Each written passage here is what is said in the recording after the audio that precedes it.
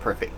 All right, so in this video, what we're going to do is set up a file so that we can use the rotary in our Carvera Air.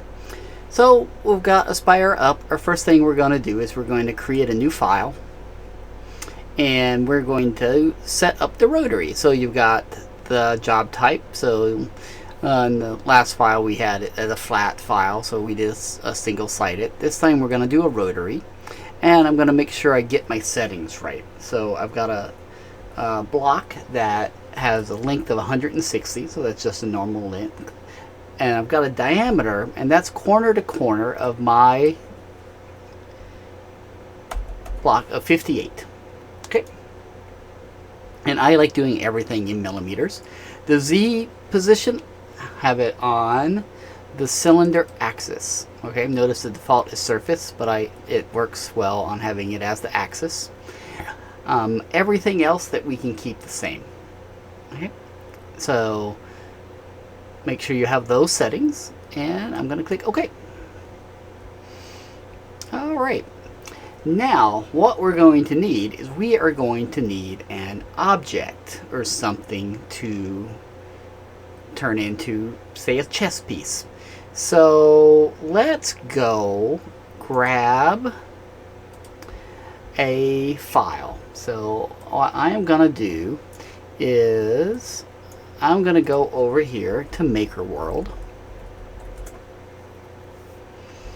and I am going to do a search for this artist called Messy Panda.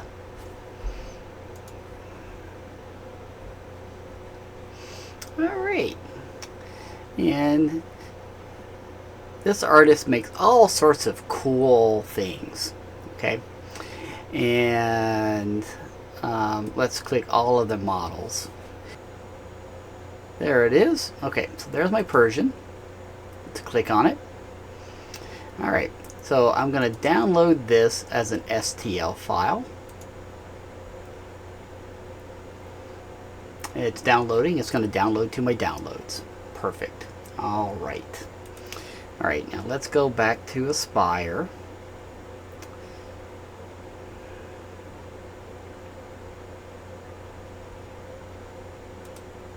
Okay.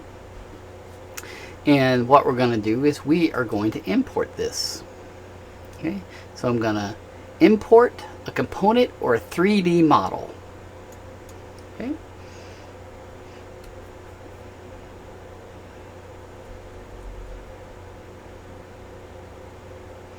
Might take a second. There it goes. Alright, let's go to my downloads.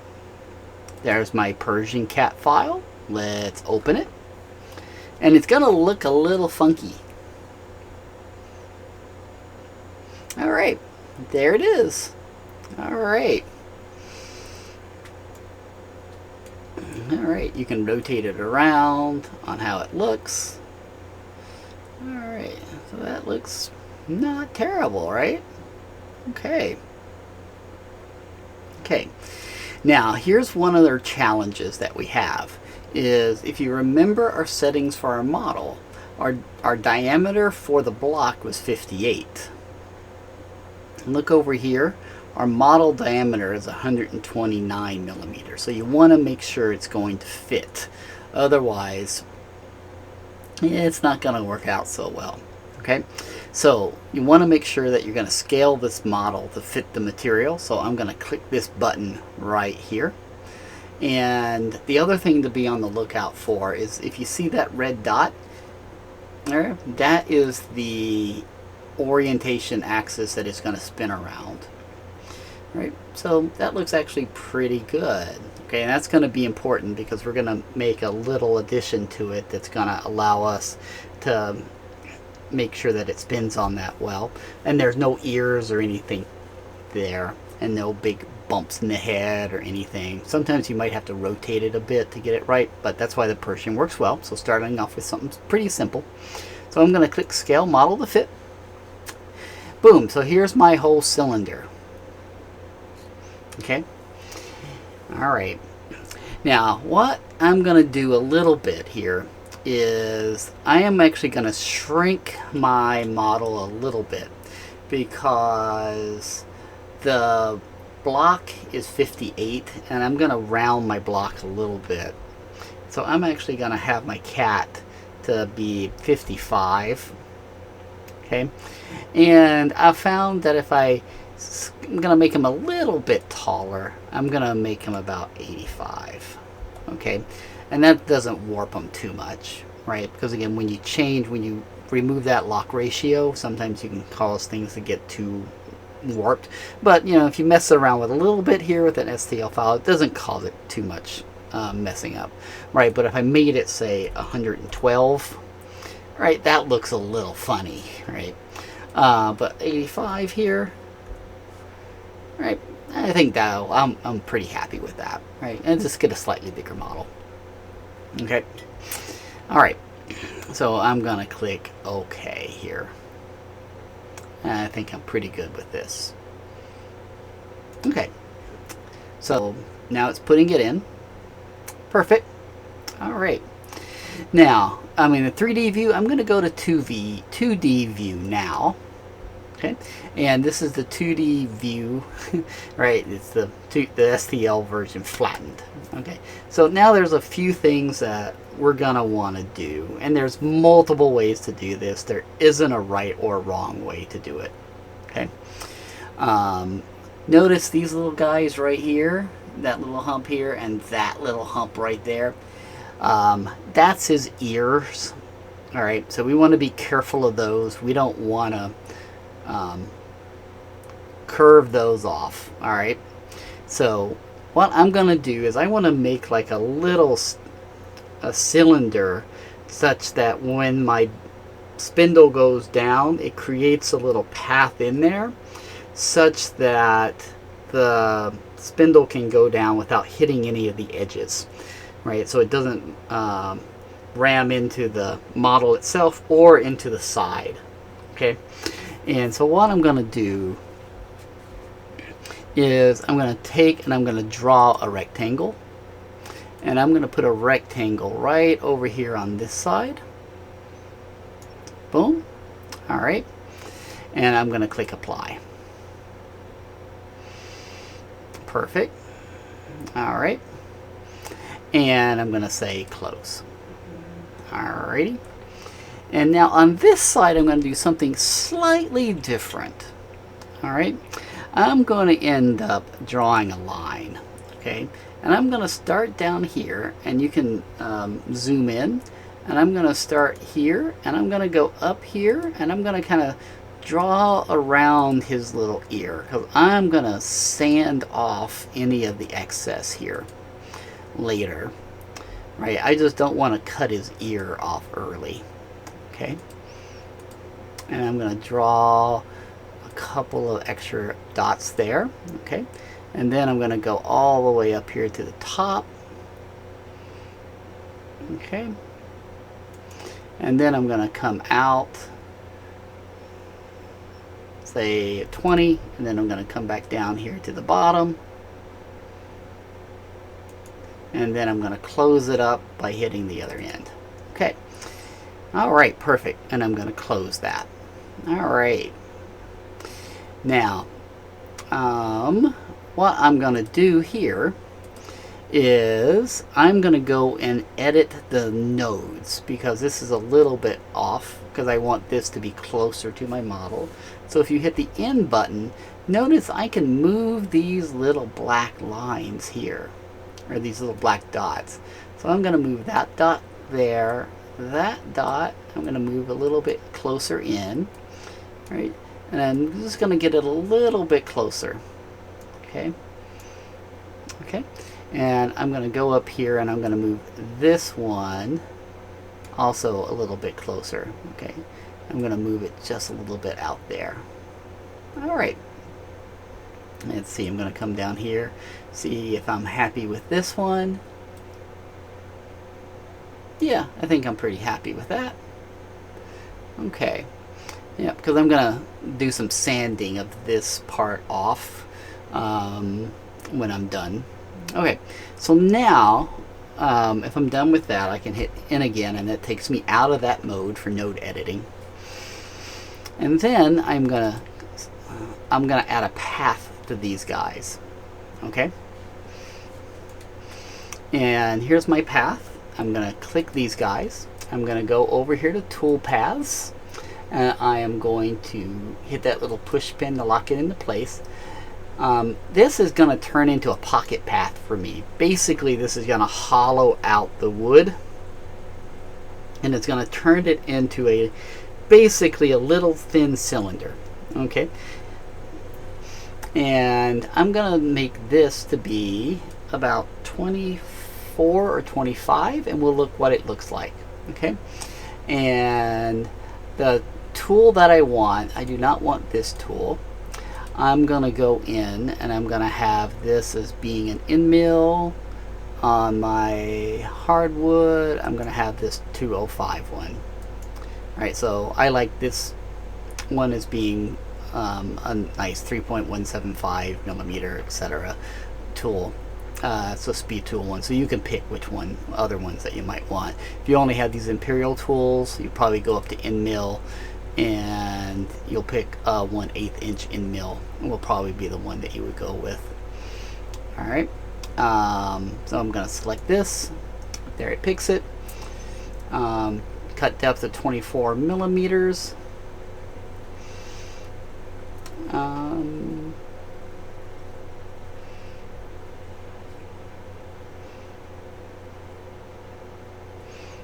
And I'm going to calculate.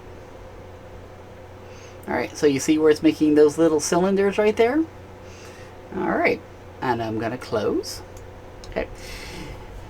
Alright, now another thing I'm going to do is I'm going to round off the edges, because I don't like having it go in straight on the corners. Sometimes I've found that it sometimes can splinter and crack my blocks. So I'm going to go up to Gadgets, and I'm going to go to Wrapping, and I'm going to create a rounding toolpath. Okay, and this is where I got my blank of 58, and I'm going to make a size of 56. Remember, my cat was 55, and that means I'm going to have a 0, so I can make it 57 if I'm a little worried about it. Okay, but no, I'm having a 0 allowance. Okay, and I'm going to click OK. So that's my cylinder, and you can kind of see where I've got some extra left around it, right, for my cap. Okay. And I'm going to put that to happen first, right, because again, remember, if you move these arrows here, you can change it. So it's going to do the rounding first, then it will do my path. And if I go to my preview tool path again, and I'm going to preview it all, right, that's what it looks like. Okay. Because I'm going to have to cut this off, right? Because this is what's holding my cat on. Right? So I don't want this to be super thick, right?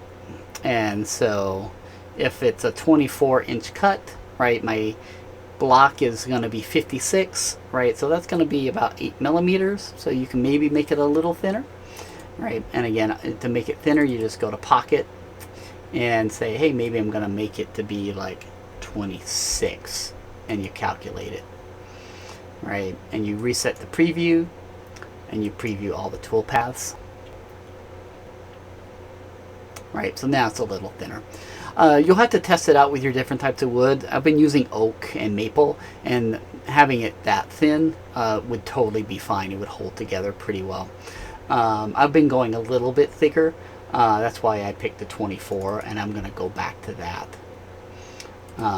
Oops, let me pick my Pocket again, and I'm going to change this. Actually, I'll go with 25. 25 will be totally fine for this. Okay. Let me reset preview, make sure it changed. There it goes. All right, it's pretty fast on the preview. Perfect. And this should be a big enough gap right here for my spindle to go down. Because you still, again, you've got the collet has to go down, and if it's not, the gap isn't big enough, your collet might rub, and then you might get an error, and then you also will get burn marks if the collet is spinning and it's hitting the sides. So that's why you need this gap. Okay, so we're going to click close. Alright, So now, how do I get it to look like this cat? Okay, so what I'm going to do is I'm going to go up and I am going to go to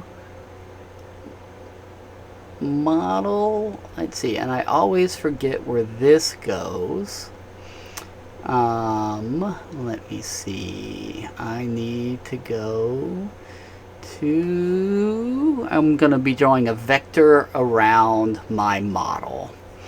And so I think that is under, let's see, export, no, it is, okay, now I have found it. You have to go up to model, create vector boundary around selected components. So we're going to select our cat. Right there you can see his little face. I'm going to go to model. I'm going to create boundary around my selected components. And it's going to draw a vector. So if I zoom in, right, you can see it drew that little vector right around my model. All right. Okay. All right. So what I want to do now is I am going to use that vector as the new vector to kind of rough out my cat. So over here in my toolpath, I've got these bottom two guys right here. I've got a roughing toolpath and I've got a finishing toolpath. So my roughing toolpath is going to go through and it's going to try to remove a lot of the material, but it's not going to do the details. All right, so I'm going to choose roughing first. And here I've got some options. I can do model boundary, material boundary, selected vector. I like doing the selected vector as the way to do this. All right, and then you've got some machining allowance to let you know how close you want it to be, so you can make this bigger or smaller. I found the default for the machine or for Aspire is actually pretty good, so I tend not to mess around with that. Okay, you don't mess around with the roughing strategies very much. I found that those settings work pretty well for the Carvera Air, and I am going to let it calculate this. Okay, and this calculation can take a little bit of time. All right, so now you see it doing the calculation. Okay, you can see a little bit right around here where the little bit of where my other vector is sticking out a bit, right? So it's going to take care of some of that for me. That's why I didn't have to be super careful about where I drew that previous vector here. And so now if I go to reset my preview, let's preview it and watch it all go again. So there it goes. There are my little ears. All right. And now, all right, so this is the cat as it exists now after the roughing. All right, so it's starting to look like a cat. All right. Now, what we're going to want to do is get it to look more like this. That's where the finishing toolpath comes in. Okay. So now I'm going to go to my finishing toolpath. Okay. And this time I'm going to select a different tool. Okay. This time I want a really fine tool, and usually the tools that work really well for these are tapered ball nose bits. And in-mill bits work well for everything that we've done up to this point, but I'm going to select, and I am going to go over here to my in-mills. Let's go over to my Imperial tools for my speed tools, as I like these guys. I'm going to go to my tapered ball nose bits, my wood bits, and 1/8 inch bits, and I'm going to go with this smallest bit tapered ball nose I can get. It's going to take a while, but I'm going to get really good detail with this super tiny bit. And so it has a 0.25 millimeter radius. I'm going to get very good detail out of this, and I am going to click apply. Okay, and I'm going to select this guy. All right, there's my cat. All right, now let's calculate the finish, and this is going to take a bit.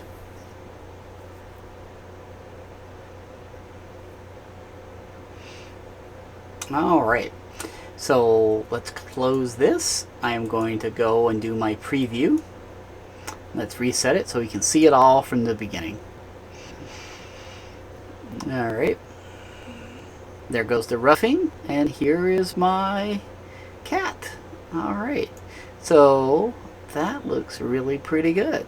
All right, so you'll take a little saw and saw this off, and you'll have a little bit of sanding to do up here, and you'll have to also probably do a little sanding down here when you saw that off. Okay, but that's in pretty good shape. Okay, so now our next thing we've got to do is I'm going to close that because we've got to save this and get it into the right form for our Carvera Air. Okay, so you've got the same tool over here where we're going to save it. So we're going to click that, and now instead of the flat, which is just a normal ATC, it's got also a wrap. So we're going to make sure that you save that. Make sure it's a wrap, and it makes sense, right? It's a cylinder. And then double check that you've got everything in checked. Okay, and it has to be basically in this order. Okay, so you don't want to do the finishing first. That would be a disaster. It just, yeah, you break your bit, it just wouldn't work, you'd waste your block, bad things would happen. Rounding path, then your pocket, then the roughing, and then the finishing. Right? Remember, it goes in that order. Okay? And notice up here, you have different bits. Now, for some reason, I've got one bit that is saved as bit number 1, bit number 3, bit number 3, so it's probably going to spit out an error at me. But we'll see. I might have to go change that to a 1, a 3, a 3, and the 0 will be fine. But let me see what happens. I'm going to save this as my fave cat. And let's see.